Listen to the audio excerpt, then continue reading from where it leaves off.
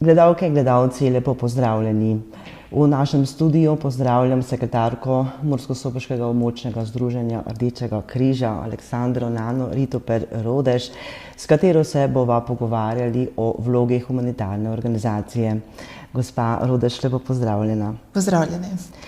Osebje Rdečega križa je torej vedno dostopno za ljudi, ki na solidaren, prostovoljni in humani način tako rešuje življenja ljudi in pa jim tudi prinaša upanje. S katerimi dejavnosti uresničujete svoje zastavljene cilje? Ja, torej Rdeči križ je na tem podiju že več kot 160 let in na različne načine pomaga ljudem, in tudi mi že dolgo pomagamo na različne načine ljudem v stiskah in stiski. Največ trenutno se ukvarjamo z delitvijo prehrambnih paketov. To iz evropskih skladov dobimo prehrano, osnovne artikle, ki jih potem v obliki paketov delimo našim prebivalcem.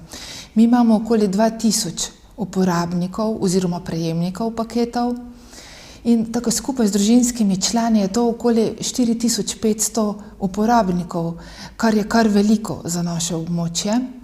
Tako to je pomemben del našega poslanstva. Pomagamo tudi s kakšnimi plačili, kakšnih položnic, najnujnejših stroškov, pri nakupu šolskih potrebščin. Pomembno je tudi, da pomagamo otrokom ali pri nakupu šolskih potrebščin ali kakšnega letovanja, in da med počitnicami smo letos na primer odpeljali 44 otrok brezplačno na letovanje in jih za en teden odstranili iz okolja, iz stisk, da so se malo poveselili in pozabili na vse to. To je nekaj teh dejavnosti. V organizaciji ste aktivni tudi na področju prostovoljstva. Torej, kako so vključeni prostovoljci? Rdeči križ ne bi mogel delovati, če ne bi bilo prostovoljcev. Prostovoljci so temelj našega delovanja, so bistvo. Mi imamo okoli 200 prostovoljcev po celem terenu. Jaz govorim, to je upravna enota Murska Sobota, Goričko, od Beltinec do Hodoša, Šalovci, Kuzma in Tišina. In oni so prisotni v tem okolju in to so ljudje, ki to okolje dobro poznajo in tudi prepoznavajo stiske. Ker vemo, naši ljudje vsi ne radi govorijo o svojih stiskah, in če imamo mi prostovoljce, so oni tisti, ki prepoznavajo, jih nagovarjajo, se z nami posvetujejo in jim potem ljudem pomagamo. Zelo težko je potrkati na naša vrata in povedati, da se pomoč potrebuje. Ampak dejstvo je, da se revščina širi, tudi tja, kjer si ne bi predstavljali. Zato je prav, da nekdo pride pa te vpraša, a potrebuješ pomoč, in je potem mogoče skozi pogovor pa nekoga, ki ga poznaš, lažje o tem spregovoriti.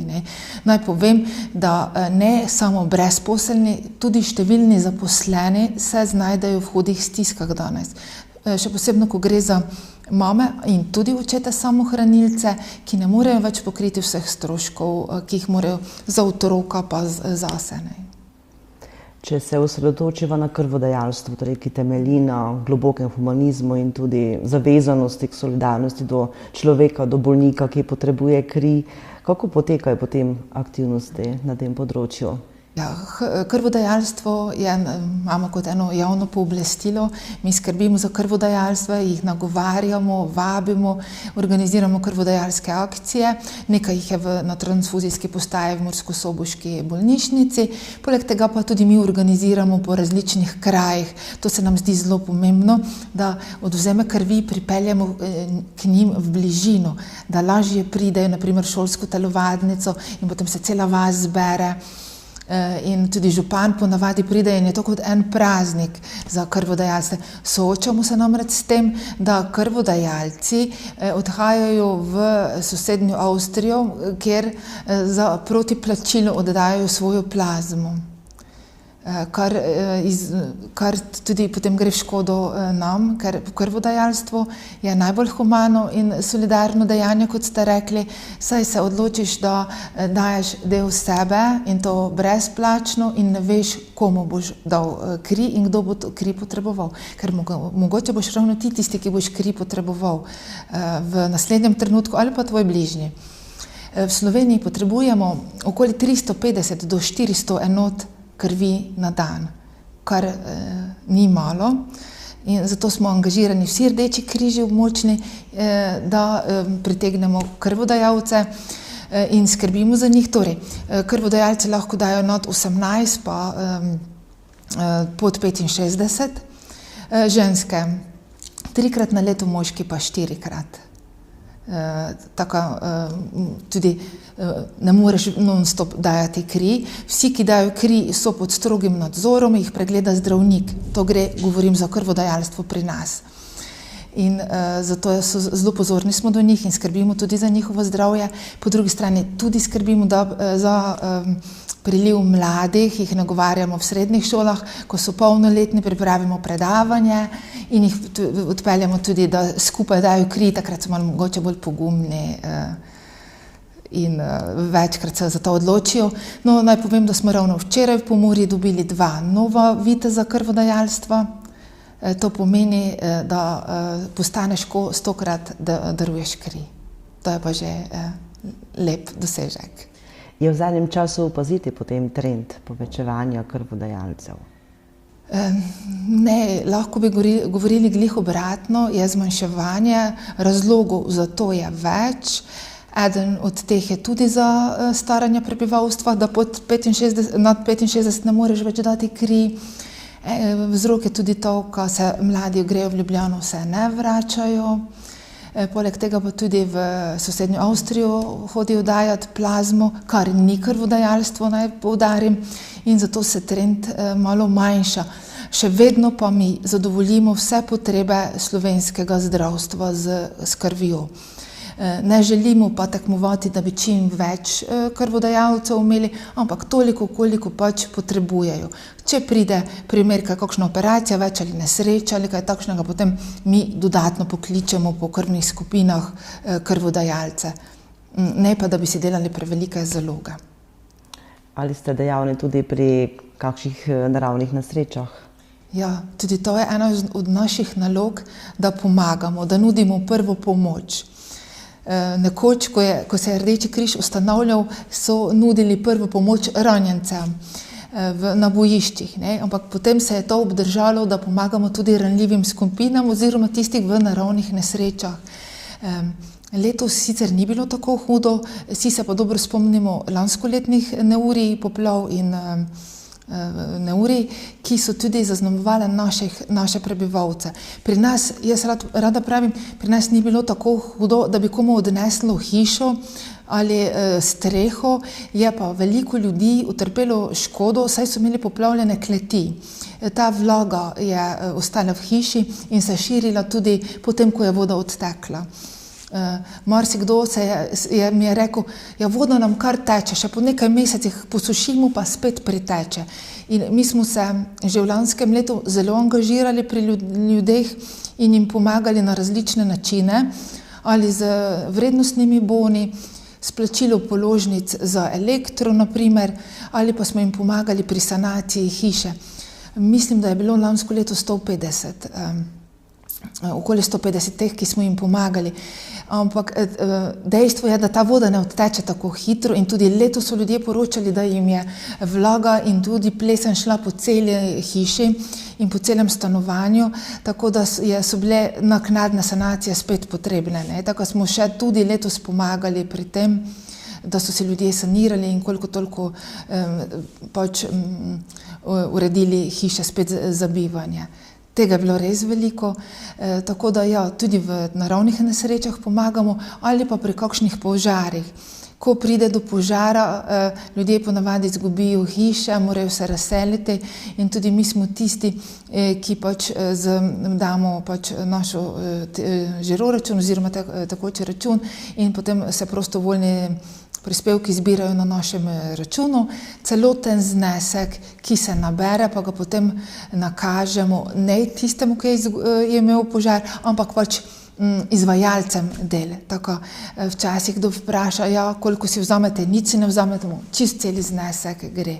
Tako mi stojimo ob strani tudi ljudem, ki se soočajo s kakšnimi nesrečami, pa naj bo naravne ali pa požari ali kaj takšnega.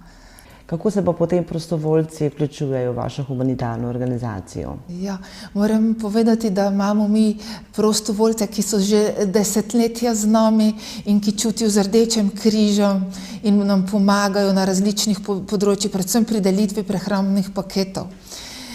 Tako da smo zelo veseli, ampak tudi ta generacija se stara in zelo si želimo, da bi se tudi mlajši vključevali. Ampak vemo, kako je danes. Marsikdo je zaposlen, je v tujini in ljudje nimajo več tega časa. Saj se tudi kulturne organizacije soočajo s tem, da je vedno manj ljudi, ki so pripravljeni sodelovati. Zato smo mi izjemno hvaležni vsakemu, ki se odzove in vključi v naše krajevne organizacije na terenu.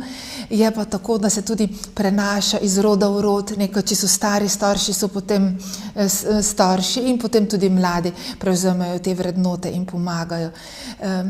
Mene zelo veseli, da se tudi mladi v osnovnih oziroma v srednjih šolah vključujejo pri naše dejavnosti vedno bolj in da nam pridejo pomagati, sestavljati prehrambne pakete, tega je zelo veliko in da potem tudi na svojih okoljih kaj pomagajo deliti. Na ta način se učijo, kako dobro je pomagati in sodelovati in kaj moraš vse narediti in da je veliko ljudi, ki so v stiskah in tako mogoče tudi oni so bolj ozaveščeni, da se zavedajo, da nekdo potrebuje pomoč in so mogoče tudi bolj pozorni ali v svojem okolju ali v svojem razredu, da se potem vključijo in smo veseli vseh mladih prostovoljcev, fantov in deklet, ki se odzovejo in vključijo. Kaj menite splošno o humanosti, torej v današnjem času je prisotno v družbi, torej v današnji družbi, kjer je malce drugačen svet? Jaz mislim, da v Sloveniji veliko stvari speljamo ravno s pomočjo humanitarnosti in solidarnosti. In marsikdo ne bi imel hiše, toplega doma ali kakšnega zdravila, če tega ne bi bilo. Tako mislim, da smo Slovenci kar dobri v tem. Ne moremo pa vse graditi na tem. Ene stvari bi morale biti sistemsko rešene. Je pa prav, da znamo Slovenci stopiti skupaj. In tu govorimo o solidarnosti, kajti pomoč lahko potrebuje marsikdo, ne samo ranljiva skupina, ne samo v določenem kraju, ampak lahko jaz, vi, kdorkoli. In že ta občutek, da vsi stopijo skupaj, mogoče tisto, kar Slovence drži gor, da radi pomagajo in je potem tudi mogoče lažje sprejeti pomoč, čeprav vsi raje dajemo, kot pomoč sprejemamo. Je pa meni se zdi tudi to pomembno, da včasih preveč enostavno nakažemo 5 evrov, 10 evrov in s tem upravimo svojo solidarnostjo. Zelo pomembno je, da se ozremo po vasi, v svojem okolju in prepoznamo ljudi, ki res potrebujejo pomoč. Tudi nagovorimo in povezamo s kakšno organizacijo. In tudi mi delamo na tem, mi že otroke od vrtca naprej v šolah vzgajamo v tej solidarnosti, humanosti, medsebojni pomoči, dosti jih obiskujemo, imamo za njih različna predavanja in vidim, kot da mogoče več ni tako vrednota, kot je bila mogoče v naših generacijah, ko so zgradili na temelju solidarnosti, marsikakšen kulturni dom, zdravstveni dom, zdaj pa je mogoče malo tega več in naša naloga Rdečega križa je, da jih spodbujamo k tej medsebojni pomoči in da si oni med sabo malo bolj pomagajo, dajo kakšno nalogo za prepisati ali kaj takšnega, med seboj pomagajo. Na koncu še povejva o načrtih vaše organizacije. Kateri načrti so? Ja, da bi pač sledili vsem potrebam v okolju, ki jih zaznavamo in ali jih zaznavajo drugi, ali s prehrambnimi paketi, ali s kakšnim plačilom položnic. Predvsem to, kako smo do zdaj, pa še mogoče kaj zraven. predvsem, jaz si najbolj želim, da bi pomagali otrokom, ne. Otroci so pač v teh družinah tudi tisti, ki revščino najbolj občutijo in zaradi revščine se tudi ne morejo mogoče kosati s tistimi, ki so mogoče živijo v bolj premožnih družinah in so zaradi tega prikrajšani marsikdaj, nimajo toliko dejavnosti, ne. In zelo si želim, da bi mogoče tem otrokom pomagali, da bi se lahko tudi bolj enakopravneje borili za svojo izobrazbo pa za svoje dosežke. Gospa Aleksandra Nana Ritoper-Rodeš, hvala vam za ta prijeten pogovor. Želim vam vesele pa lepe prihajajoče praznike in uspešno delo v novem prihajajočem letu. Tudi vam hvala, pa podobno želim tudi jaz. Gledalke in gledalci, hvala vam, da ste spremljali ta pogovor. Lep pozdrav.